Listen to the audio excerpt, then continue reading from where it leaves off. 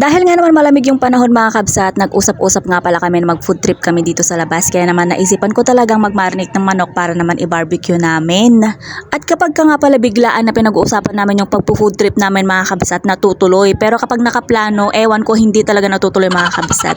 At hindi nga lang pala barbecue yung ginawa namin dyan mga kabsat. Nagluto na nga rin pala yung kasama naming isa dito ng hipon. Pritong hipon mga kabsat. At nagluto na nga rin pala ako ng sopas kasi nga naman malamig yung panahon, masarap humigop ng sabaw. At bago pa man matuloy ang pag-iihaw-ihaw namin sa labas mga kabsat, ay nagmarinate na nga pala muna ako ng manok. 2 piraso nga pala ng manok yung ginamit ko dito sa pagmamarinate mga kabsat. At yung 1 pirasong manok ay hiniwa-hiwa ko lamang siya ng 4 na piraso. So nagdagdag na nga rin pala ako dyan ng barbecue sauce mga kabsat, toyo, lemon mga kabsat, 1 lemon na nga pala yung ginamit ko dyan mga kabsat. At naglagay na nga rin pala ako dyan ng sibuyas at powdered garlic at paminta. Powdered garlic nga pala yung nilagay ko dyan kasi nga naman wala kaming fresh garlic. Mas masarap sana kung fresh garlic mga kabsat, pero wala kasi Mas masarap kasi ang barbecue kapag kami na-marinate muna mga kabsat. Talagang nanunuot talaga yung lasa niya kapag kami na-marinate mo bago iihaw. Bali, hiwa-hiwain ko sana ng maliliit mga kabsat, kaso ako naman yung mahihirapan sa pagtutusok-tusok. O diba mga kabsat? Kaya naman binilang ko na lang yung mga kasama ko kung ilan sila, ganun din yung bilang ng manok. Charis! At pagkatapos nga pala ng ilang oras mga kabsat ay tutuhog-tuhugin ko na tong minarinate kong manok. Buti na lamang mga kabsat ay meron talaga silang pasadya dito na bakal na pang tuhog ng barbecue. O social talaga mga kabsat, diba? Mas masarap sana yung manok mga kabsat kung na-marinate talaga siya ng overnight. At kapag ka-overnight talaga mga kabsat na na-marinate yung manok, talagang manunuot at manunuot talaga yung lasa mga kabsat. Pero okay na rin yan mga kabsat kasi nga naman ilang oras na rin na-marinate. At yung pinakamalaking part nga pala ng manok, yung tutuhugin ko ngayon mga kabsat ay para sa akin. Siyempre, ako yung nag-marinate, kailangan na mas malaki yung sa akin. Charis! At pagkatapos ko nga pala magtuhog-tuhog ng manok mga kabsat, nung lumabas ako, nakaredy na nga rin pala yung pag-iihawan namin. At hindi talaga ako na-inform dyan mga kabsat na sira pala yung brush na ginagamit ko.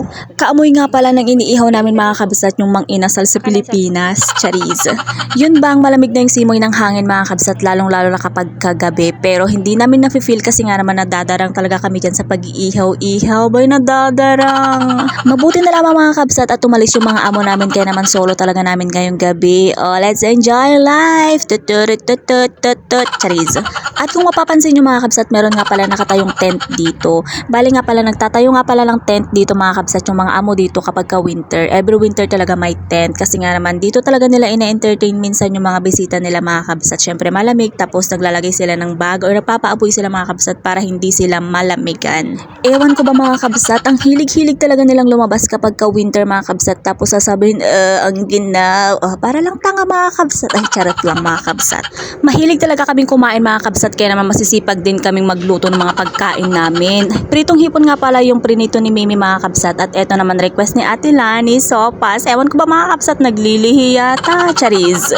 Minsan lang talaga kami nagkakasama mga kabsat, kaya naman kapag may time talaga kami nagpo-food trip talaga kami mga kabsat. Kanya-kanya talaga kaming luto ng pagkain mga kabsat, na syempre kami rin naman yung kakain mga kabsat. At ang una ko talagang nilantakan dyan mga kabsat yung ginawa o niluto kong sopas. At syempre naglalagay ako ng suka kapag kakakain ako ng sopas. Pagkasarap-sarap nga naman mga kabsat. Saktong-sakto nga naman talaga yung sopas sa panahon mga kabsat, kasi nga naman taglamig ngayon, masarap humigop ng sopas or yung sabaw ng sopas, masarap talaga mga kabsat. Alam nyo ba mga kabsat, yung pinakagustong gusto ko talaga is yung hindi talaga tumatanggi sa mga food tripan mga kabsat. Ayoko talaga yung KJ, lalong-lalo kapag kain yung pinag-uusapan mga kabsat. Kailangan talaga nating mag-enjoy mga kabsat. Enjoy our life.